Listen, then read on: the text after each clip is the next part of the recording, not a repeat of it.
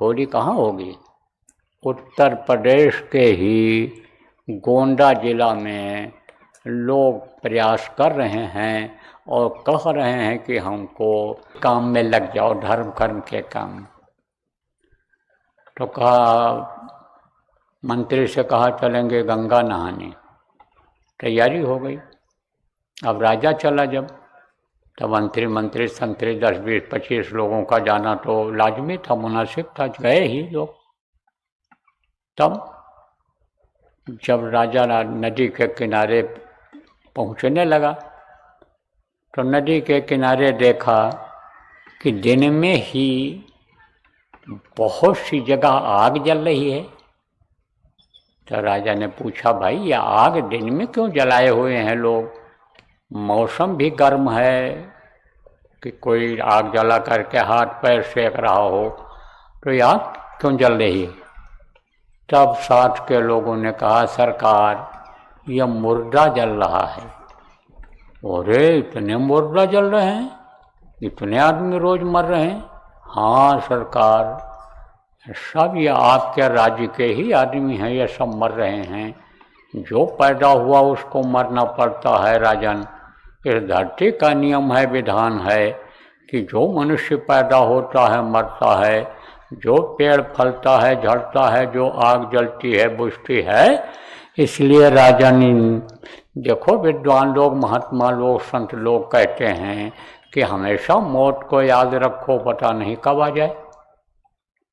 तब राजा ने सोचा, भाई मेरी भी मौत आनी है, तो मैं तो कुछ अच्छा कर्म कर नहीं पाया, मैं तो इसी भोग में लगा रह गया, खाने पीने मौज मस्ती में ही मैंने जिंदगी निकाल दी, तो मुझे भी अब इसमें लगना चाहिए।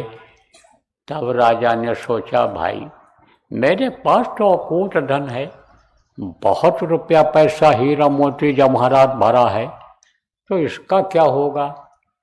कौन इसका उपयोग करेगा, कौन खाएगा, कौन कहाँ खर्च करेगा, क्या करेगा?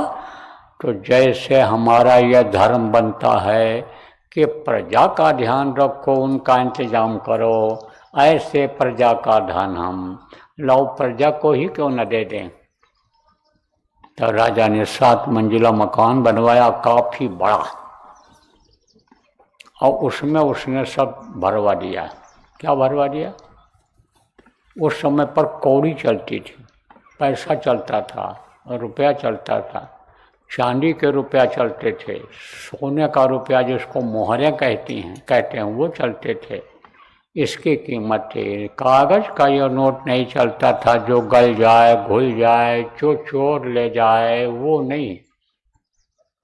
तो आप ये समझो, उस वो जो है वो चलता था उस समय, राजा लोग चलाते थे, कोई इसकी कमी भी नहीं रहती थी। सोना चांदी यही धरती उगल देती थी, अब भी है, लेकिन इस धरती के ऊपर जब पाप होने लग गया तो इसने अपने में समेट लिया, छिपा लिया अपने अंदर इसने।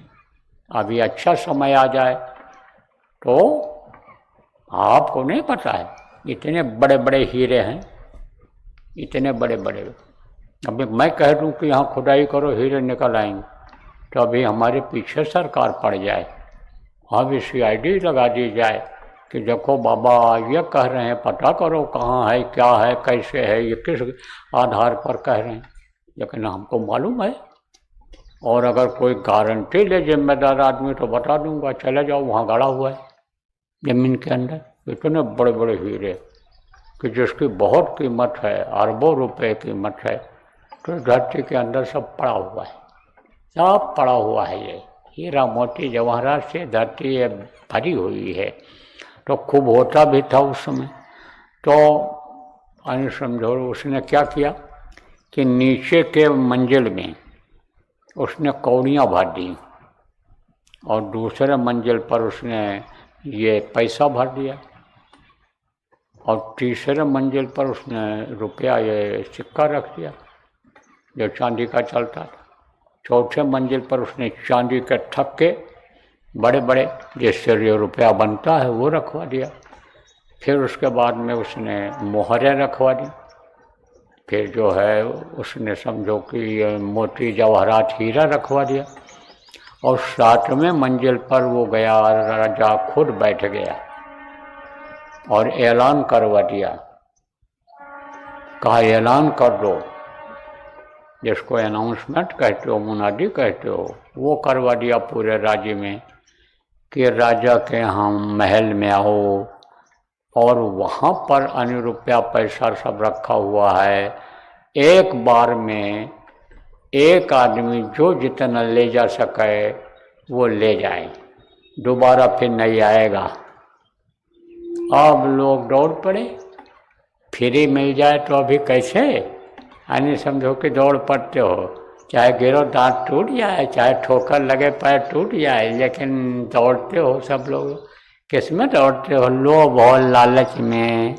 जबकि यह कहा गया है धन पराय बिस्ते विष भारी, दूसरे का धन जहर के समान होता है, नहीं अपना समझना चाहिए, नहीं लेना चाहिए। दूसरे की माँ बहन अपनी माँ और बहन की तरह से होती है, उस पर गलत नज़र नहीं डालना चाहिए। जननी समझाने पर नारी और धन पर आए बिस्ते विष भारी, लेकिन दौड़ पड़ते हो। ऐसे लोग दौड़ पड़े तो गए देखे ओ कौड़ियाँ भरी पड़ी, ओ बांधा गट्ठा जो जितना ले जा सकता कौड़ी लेकर चले गए। बोले चले जाओ, कौड़ियाँ खूब पड़ी हैं। अब जो गए कौड़ी ले गए, और आदमी जो थोड़ा बुद्धिमान थे वो बोले और दूसरे मंजिल पर देखें क्या है, वहाँ पैसा था, पैसे की गठरी बांधा और वो लेकर चले गए।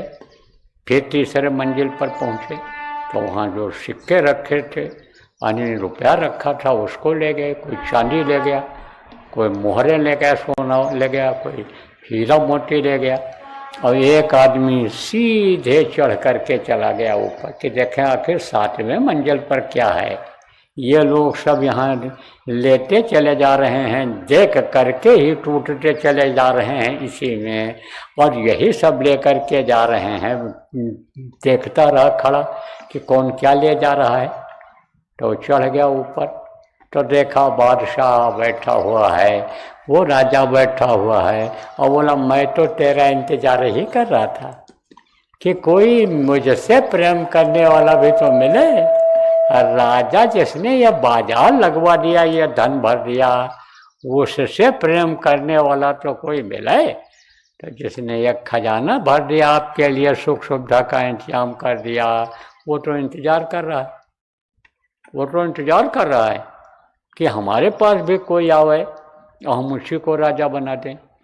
तो राजा ने क्या किया, अपना ताज उठाया और उसके ऊपर लगा दिया और कहा जा तू अब चलते मेरी गद्दी पर बैठ और राज तू कर मेरा, और मैं जा रहा हूँ अब वहाँ पर अपना अंतिम यानी समझो काम बनाने के लिए कि अंतिम समय में भी यानी आखिरी वक्त पर मेरे हाथ में कुछ वहाँ के लिए जाए, ऐसा धन जाए कि जो मेरे वहाँ काम आवे, यहाँ बरकत मुझे मिल जाए, खाने को मिल जाए, कपड़ा मिल जाए, अब मैं वो काम करने के लिए जा रहा हूँ। तो प्रेमियों कुछ वहाँ के लिए भी करना चाहिए। तो अब ये कैसे हो पाएगा, प्रभु की प्राप्ति कैसे हो पाएगी, और कैसे होती है, कैसे हुई, जब कोई रास्ता बताने वाला मिलता है। तो रास्ता कौन बताता है? प्रभु के प्राप्ति का रास्ता, जिनको समर्थ गुरु कहा गया, संत गुरु कहा गया, वक्त गुरु कहा गया, वो बताते रहे हैं, हमेशा इस धरती पर रहे हैं और हमेशा लोगों ने बताया है।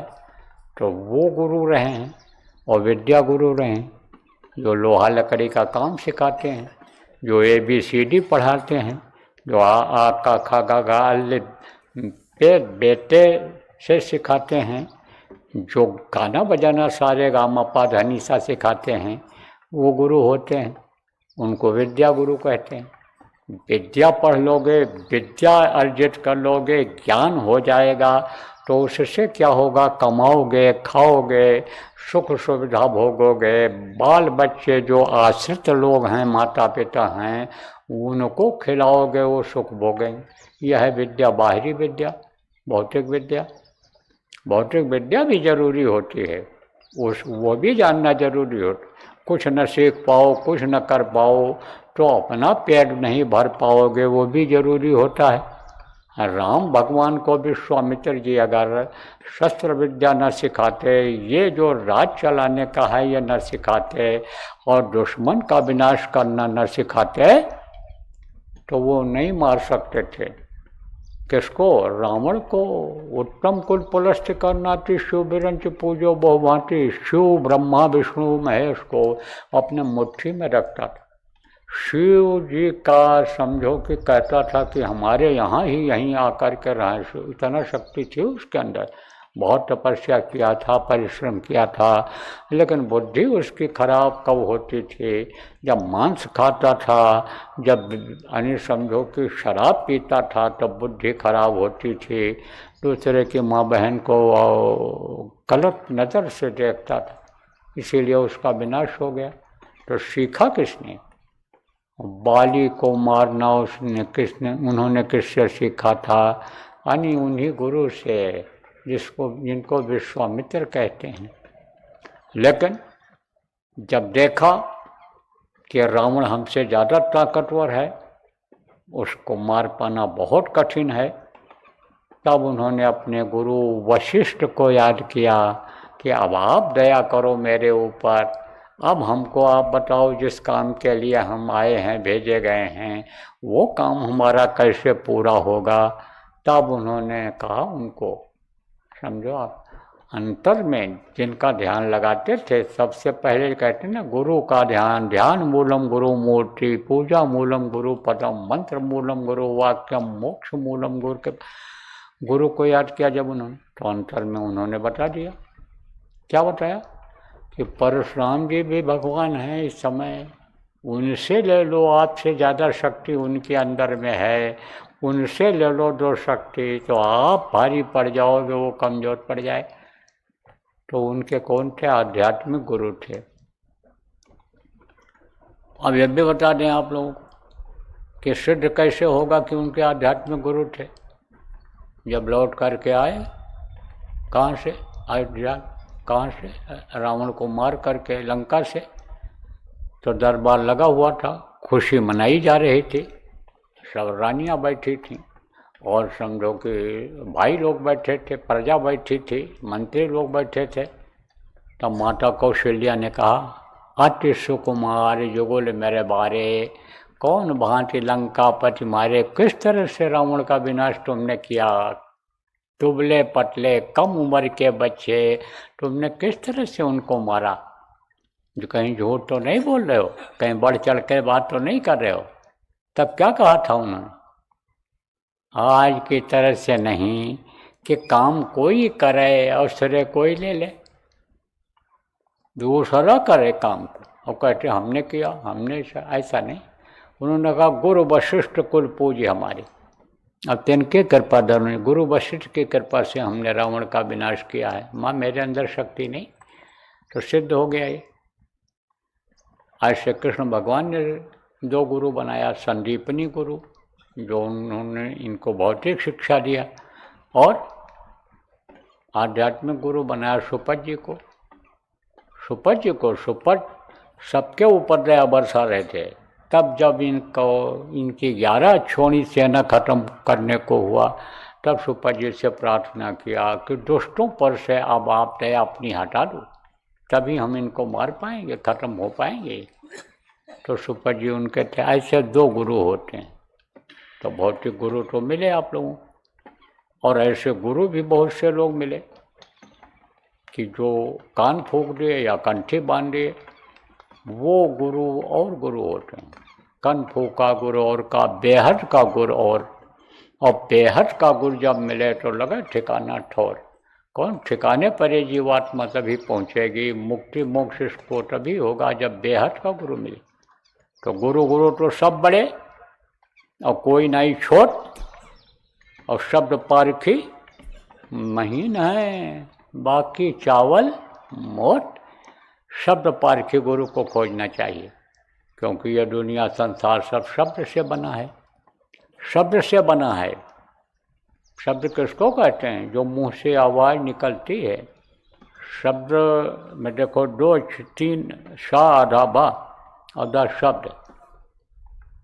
इसीलिए गोस्वामी जी ने कहा कबीर साहब ने क्या कहा? 2.5 आखर प्रेम थे। पढ़े तो पंडित होए, पोथी पढ़ पढ़ जग मुआ, पंडित भयानक होए। किताबों को पढ़ कर के विद्वान भले बन जाओ, लेकिन वह स्थान नहीं मिल सकता है कि ब्रह्म जाना सह ब्राह्मणा। वो नहीं बन सकते हो किताब पढ़ कर के। किताबी तो ज्ञान होता है, किताबों में इतिहास लिखा रहता है, नियम और कानून लिखा रहता है, लेकिन आप ये समझो कि ज्ञानी तो हो सकते हो, लेकिन मुक्ति और मोक्ष उससे नहीं मिल सकता है। तो कहा उन्होंने कि 2.5 आखर क्या है? आखर माने अक्षर, यही शादा बादा। तो शब्द हमेशा हो रहा है और शब्द से ही ये जीवात्मा जुड़ी हुई है। और अगर शब्द रूपी नाम मालूम हो जाए तो उस नाम को याद करते ही जीवात्मा उससे जुड़ जाती है और यही नाम ऊपर उसको खींच करके ले जाता है और जीव का उद्धार हो जाता है, कल्याण हो जाता है। तो प्रेमियों, ये कोई नई चीज़ नहीं है। जब से यह सृष्टि बनी, दुनिया संसार बना, तब से यह नाम, ध्वन्यात्मक नाम चला आ रहा है। और इसको संत जब आए इस धरती पर तो उन्होंने लोगों को बताया, सिखाया, कराया। और जब वो चले गए तब किसी एक को बता करके गए और वो इसका विस्तार किया, इसको बढ़ाया। तो यह बराबर ऐसा चलता रहा है। और जब जाने लगते हैं तो किसी न किसी को यह काम सौंप करके जाते हैं। तो देखो यही काम ये अपने गुरु महाराज, ये जिनकी तस्वीर लगी हुई है, यही काम ये करते थे। लेकिन अब ये धरती है, इस धरती पर जो भी पेड़ आने लगता है तो शुरू में पौधा रहता है, फिर पेड़ बनता है और फिर बुढ़ा होने लगता है। वही जो तना उसका है पेड़ का, चिकना रहता है, जब हरा रहता है, यानी कम उम्र का रहता है, और वही उसी में देखो छिलके निकल जाते हैं फिर बाद में। ऐसे आदमी की खालें ये सिकुड़ने लगती हैं। जब बुढ़ापा आती है, उम्र आती है, तो ऐसे ही आप ये समझो बाल पक जाते, दांत गिरने लगता है, बुढ़ापा आ जाती है। तो उसी हिसाब से जब बुढ़ापा आ जाती है, कमजोरी आ जाता है, हाथ पैर आँख कान कमज़ोर हो जाता है, हाजमा खराब हो जाता है, या मशीनें जो अंदर में हैं हजम करने वाली, खून बनाने वाली, हवा पहुंचाने वाली, सब कमज़ोर हो जाती हैं। तो जैसे ये आप समझो कोई गाड़ी है, कोई मशीन है, पुरानी हो जाती है तो वो नहीं चल पाती है, ऐसे ये शरीर हो जाता है तो इसको छोड़ना पड़ता है। तो जब छोड़ने को होता है तो किसी न किसी को बता के जाते हैं। तो गुरु महाराज को भी जाने का मौज हो गई, चले गए इस दुनिया संसार को, लेकिन उसके पहले ही मेरे लिए आदेश दे करके गए थे। तो वो काम मैं कर रहा हूँ। तो आप जो नए लोग आए हो, आपको ये ध्वन्यात्मक नाम बताया जाएगा। वर्णात्मक नाम, जागृत नाम तो जय गुरुदेव नाम है इस समय, जिसको बोल करके आप बहुत से लोग फ़ायदा उठाते हो। नए लोग जो आए हो, सुबह शाम अगर घर में 1 घंटा जय गुरुदेव नाम की ध्वनि बोलना शुरू कर दोगे तो उसी में बहुत सी तकलीफ़ों में फ़ायदा दिखने लग जाएगा। भजन में, ध्यान में नहीं मन लगता है, नामदानी हो तो नाम ध्वनि ही थोड़ी देर बैठ कर के बोलो, प्रार्थना बोलो, तो कुछ भाव जग जाएगा, मन दुनिया की तरफ से हट करके और उधर चला जाएगा। तो यह तो है जय गुरुदेव नाम, वक्त का वर्णात्मक नाम है। जैसे राम नाम था, कृष्ण नाम था, वाहेगुरु नाम था, राधा स्वामी नाम था, ऐसे ये जय गुरुदेव नाम मुँह से लेने वाला। और जो ध्वन्यात्मक नाम है वो 5 नाम है। आप देखो, जिनका नाम होता है उनका रूप होता है, उनका स्थान होता है और उनकी होती है आवाज़। जैसे आपका नाम है और आपका रूप या चेहरा है और आप कहीं रहते हो, आपका स्थान है। इसी तरह से नाम, रूप और स्थान और आवाज़ इनकी है 5। तो वो मैं अभी आपको बताऊंगा, रटाऊंगा, याद कराऊंगा। जितना भी आप याद कर सकते हो याद कर लो, जो न याद हो पावे उसका लिखा हुआ कागज यहीं अभी सत्संग के बाद मिल जाएगा, और कागज को याद करके और फिर आप ये समझो कागज को फाड़ करके कहीं फेंक देना, सुनसान जगह, बताना मत किसी को, और लिखकर भी इन नामों को नए आदमियों को मत देना, और रिकॉर्ड करके भी मत सुनाना, और मीडिया में भी इस नाम को छापना नहीं और प्रसारित मत करना। यह है नाम प्रभु का नाम, उसका कोई फायदा नहीं होगा, और आपसे नाराज हो गए ये तो नुकसान भी हो सकता है। इसलिए आप बताना मत किसी को। आपको नामदान दे दूंगा, क्यों दे दूंगा? क्योंकि आप बहुत से लोगों की इच्छा थी जो यह कार्यकर्ता हैं, प्रेमी हैं, कि उनको मौका मिल जाए, अवसर मिल जाए। किस चीज़ का अवसर मिल जाए? मुहूर्त का लाभ मिल जाए। देखो शादी ब्याह होता है तो शादी ब्याह का मुहूर्त होता है, मुंडन छिद्दन होता है तो उसका मुहूर्त निकलवाते हो, ऐसे साधना का यह मुहूर्त निकाला गया है। इस समय पर समझो कि होली तक का यह अवसर दिया गया है साधना करने का, तो पूरे देश विदेश में यह साधना का कार्यक्रम चल रहा है। कहीं 7 दिन का, कहीं 5 दिन का लगातार अखंड जिसको कहते हैं, कहीं 24 घंटे का ही लग रहा है, और कई बार लोग लगा रहे हैं। तो यहाँ भी उज्जैन आश्रम पर भी, अपने आश्रम में ही सामने, अरे रोड के उस पार, दूर थोड़ा है, वहीं चल रहा है। ये जो वहाँ पर अपना कैंप है, कैंप में ये महिलाएं बच्चियाँ ये ठहरी हुई हैं, साधना करती हैं, अपना पका के खाती हैं। उन्हीं का बनाया हुआ अभी आपके पास आएगा कुछ खाने पीने के लिए, तो वो रहती हैं बेचारी, तो उनको बाधा उत्पन्न होती। जहाँ ये लोग अपने करते थे, कौन शहर वाले लोग, गांव के लोग आते थे, हर हफ्ते आते थे, वहीं करते थे अपने आश्रम पर वहीं, तो वहाँ नहीं तो यहाँ रखा गया कि थोड़ा दूर रहेगा। तो इनकी इच्छा थी प्रेमियों की कि जो नए लोग आवें नामदान दें, उनको कुछ मौका मिल जाए। तो अब तो ज़्यादा दिन नहीं बचा है, मान लो ये 8 तारीख है आज, 8, 9, 10, 11, 12, केवल 4-5 दिन का मौका है। तो 4-5 दिन बहुत होता है। अगर कोई लगातार समय दे दे तो दया देने वाला क्या घाट पर बैठ जाएगा तो दया उसको मिल जाएगी। बहुत से लोगों को फायदा होता है, लेकिन वो बताते नहीं हैं। क्यों? क्योंकि ये बता दिया गया है कि जो कुछ भी दिखाई और सुनाई अंदर में पड़े, उसको किसी को भी बताना नहीं है। तो ये अवसर मिल जाएगा, जो नए नामदानी हो आप समय निकालोगे और बैठने लगोगे वहाँ पर, तो दया आपको भी मिल सकती है, शांति का अनुभव हो सकता है, घर में बरकत मिलने लग सकती है, लड़ाई झगड़े में भी फायदा हो सकता है। क्यों? क्योंकि एक घर में अगर एक भी भजनानंदी अगर रहेगा तो दिक्कतों में लोगों के आराम मिलेगा, दिक्कतें आने में, परेशानी आने में, विघ्न बाधा आने में रुकावट आएगी। कहते हैं ना, जिस गांव में एक भी धार्मिक नहीं होता है वो गांव जल जाता है या धंस जाता है। जिस घर में एक भी अनी समझो भजनानंदी धार्मिक नहीं होता है, वो घर का नाश हो जाता है, विनाश हो जाता है। यह कहावत है, कहते हैं ना, बात सत्य है। तो अगर आप करने लग जाओगे तो धीरे धीरे उसका संस्कार बच्चों पर भी पड़ेगा। तो जो लोग आप समय निकाल सकते हो, जिनको नामदान मिल गया, पहले से नहीं बैठ पा रहे हो, घर में साधना शिविर नहीं लगा पा रहे हो, पास के साधना शिविर में नहीं जा पा रहे हो, वो आसपास के उज्जैन के लोग जो आप आए हो यहाँ बैठ सकते हो। 24 घंटा चल रहा है।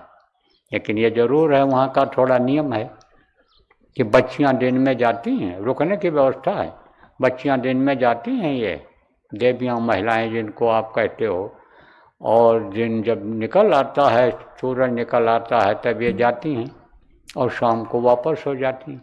बीच में पानी पेशाब के लिए उठती हैं, भोजन नाश्ते के लिए उठती हैं, समय समय पर वो अपना आती जाती रहती हैं। दिन में कई बार बैठती हैं, कोई ज़्यादा देर तक बैठता है, और 56 घंटे 60 घंटे बैठने वाले साधक हैं। एक आसन में पता ही नहीं चला उनको, आँख खोले मालूम पड़ा अभी बैठे थे। यानी हाथ पैर नहीं हिला, आँख नहीं खुला, तो वो तो जोय प्रापर सोई जाना। जिसको अनि मिलता है उसी को पता चलता है। तो प्रेमियों, बच्चियों समझ लो, वहाँ जाओ मोबाइल बंद कर दो। आप भी प्रेमी जाओ, मोबाइल बंद कर दो। कोई आवाज़ मुँह से नहीं निकलेगी कि जिससे बाधा आवे, कोई भी खटपट नहीं होगा। वहाँ चुपचाप गए और जहाँ भी जगह मिल गई वहीं पर जितनी देर बैठना हुआ बैठ सके, और बैठ कर के आए और फिर अपना टहले घूमने, भोजन किया, फिर बैठ गए। जितना भी जिसके पास समय हो, और फिर नज़दीक के हो तो आप शहर के हो घर चले जाओ, फिर आ जाओ, कोई ये ज़रूरी नहीं। इसलिए लगा दिया जा रहा है, इसलिए आज नामदान दे दिया जा रहा है। बाकी तो नामदान आपका कब होगा? शिवरात्रि में होगा। शिवरात्रि के लिए तो कई लोग कोशिश कर रहे थे, कई जगहों से आया था दरख्वास्त। उत्तर प्रदेश में अक्सर होता था, उत्तर प्रदेश से आया था। उत्तराखंड वाले तो पूरी तैयारी कर लिए थे, मन भी बन गया था कि वहाँ चलें, जो है वो शिव के स्थान पर, वो उत्तराखंड जहाँ शिव जी का स्थान माना जाता है, निवास माना जाता है, वहाँ चलें कर दें। लेकिन ठंडी वहाँ बहुत ज़्यादा ठंडी। तो हमने कहा भाई यहाँ नहीं हो सकता है। आपके काशी वाले भी चाहते थे, हम ये चाहते थे आपके यहाँ जटाशंकर है मध्य प्रदेश में, वहाँ के लोग। हमने ये सोचा था कि शिव जी का ही स्थान जहाँ हो वहाँ किया जाए। तो यहाँ भी हैं महाकाल, तो यहाँ कर दिया गया। और अब की बार होली यहाँ नहीं होगी, होली यहाँ होती थी। लेकिन देखो, गुरु महाराज भी कोई बंधन में नहीं थे कि बिल्कुल जैसे कहते हैं कि बाप दादा जो है यानी जो करते थे वही हमको करना है, ऐसा नहीं है। समय की कीमत होती है। जैसे अब इस समय पर आप सुबह जब ठंडी थी तो कोट स्वेटर पहने थे, और अब धूप हो गई, गर्मी हो गई तो खाली शर्ट कपड़ा पहने हुए या कपड़ा दो कपड़ा पहने बैठे हुए हो। ऐसे आदमी को परिवर्तन कर देना चाहिए। अब कोई ये कहे हमारे पिताजी को जो मास्टर साहब पढ़ाए थे, हम अपने लड़के को उन्हीं को पढ़ाएंगे, तो पिताजी की भी उम्र ख़त्म हो गई, मास्टर जी के दोनों ख़त्म हो गए, तो कहाँ से पढ़ा पाओगे? तो वक्त के अस्पताल, वक्त के मास्टर के पास, वक्त के डॉक्टर के पास, वक्त के गुरु के पास, इसीलिए तो जाना पड़ता है। तो अब आप ये समझो कि गुरु महाराज भी कोई बंधन में नहीं थे, तो हम भी बंधन में नहीं। तो अब की बार होली कहाँ होगी? उत्तर प्रदेश के ही गोंडा जिला में लोग प्रयास कर रहे हैं और कह रहे हैं कि हमको यानी समझो सोमवार मंगल तक कागज़ मिल जाएगा। किसका? परमिशन का। परमिशन के बगैर हम कार्यक्रम नहीं करते हैं, क्योंकि हम नियम और कानून के पक्का हैं और नियम कानून का पालन करते हैं। कहते हैं नियम और कानून का पालन करो। देशभक्ति बहुत बड़ी भक्ति होती है। देशभक्ति करो, देश की संपत्ति को अपनी संपत्ति मानो। नुकसान कोई भी हड़ताल तोड़ फोड़ आंदोलन के द्वारा देश की आमदनी का और देश के सर सामान का, साजो सामान का अन्य नुकसान न होने पावे, यह हमारा सिद्धांत है। यह लोगों को बताता भी रहता हूँ। तो परमिशन अगर उनको मिल गया तो इंतज़ाम करने में अंदर अंदर वो लगे हुए हैं। कौन? गोंडा जिला, उत्तर प्रदेश के लोग। अब गोंडा भी जिला बड़ा है, तो वहाँ पर है एक इटिया थोक जगह। गोंडा से जब बलरामपुर को जाओ, बलरामपुर पहले तहसील थी गोंडा की, अब जिला हो गया कई सालों से। तो जब बलरामपुर की तरफ जाओ तो इटिया थोक एक स्टेशन है, बाजार है, उससे थोड़ा सा आगे 5-6 किलोमीटर आगे जय गुरुदेव नगर, वहाँ बसा दिया प्रेमियों ने। काफ़ी ज़मीन ले ली, आश्रम बन गया, तो उस आश्रम पर होगा। हमने तो कहा भाई आश्रम की जगह छोटी पड़ेगी, भीड़ ज़्यादा आएगी, लोग आते हैं त्योहारों में, त्यौहार का फ़ायदा उठाने, लाभ उठाने। बोले हम अगल बगल में और ज़मीन ले लेंगे, लोगों से मांग लेंगे जो खाली है, उन्हें खाली का हिसाब बना लेंगे करने का। तो बात कर लिया उन लोगों ने, और बता रहे थे बात पक्की हो गई। तो अगर वो लोग इंतज़ाम कर ले गए, यहाँ भी कुछ लोग आए हैं वहीं के हैं, अगर ये लोग इंतज़ाम कर ले गए तो वहीं कर दिया जाएगा। कहाँ? जय गुरुदेव नगर, निकट एटिया थोक, जिला गोंडा में। तो ये आपका वहाँ हो जाएगा। उसके बाद में भी कार्यक्रम होंगे, जैसे उत्तराखंड वाले तैयारी किए हुए हैं, पूरी तैयारी की है बेचारे वो, लेकिन ठंडी की वजह से ही पिछड़ गए। लोगों ने राय दिया, अपने ही लोगों ने राय दिया, कार्यकर्ताओं ने, जिम्मेदारों ने कहा इस समय वहाँ ठीक नहीं है, गर्मी आ जाए तब, तो थोड़ी गर्मी आ जाएगी तो वहाँ भी कर दिया जाए। जहाँ जहाँ मांग है कोशिश ये रहेगी कि वहाँ कर दिया जाए। हमारा तो यही लक्ष्य है कि जगह जगह कार्यक्रम कर दिया जाए और कार्यक्रम की जगह बना दी जाए। इसीलिए जगहें ले ली गई हैं, आश्रम बनाए गए हैं जगह जगह पर, काफ़ी जगह हो गई है, वहाँ तो सारा इंतज़ाम भी हो गया। और वहीं पर हमारी पहले मंदिर बनाने की भी योजना है। देखो प्रेमियों, बावल में बहुत बड़ा मंदिर बन रहा है, कभी दिखाएंगे आपको, ले चलेंगे, सबको आह्वान कर देंगे। जब वहाँ जगह की व्यवस्था हो जाएगी तब आपको इकट्ठा कर देंगे। नहीं इकट्ठा कर हो पाओगे, जगह नहीं रहेगी तो बुलाएंगे।